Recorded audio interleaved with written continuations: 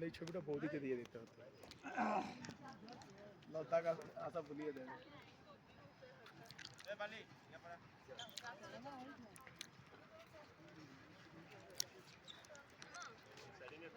আমি তো আমার গ্রুপে যদি কেউ তুলে নাও দেয়, আমি যে পাবলিককে বলবো বাবা আমার ছবি তুলে দে, সেই তুলে। হ্যাঁ, আজকাল এত কিছু আছে নাকি?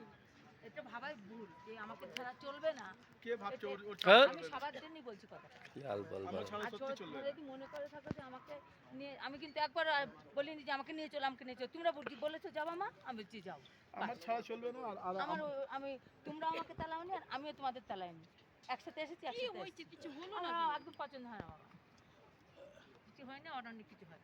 মানুষের বডি ল্যাঙ্গুয়েজ সব বুঝে যায়, কে কতটা ভালোবাসছে, কে কতটা কি করছে। এটা মাথা ঢুকা। তোমরা অ্যাডভোকেটের কাজ করো, তোমরা এটা বোঝো না, বললে হবে নাকি?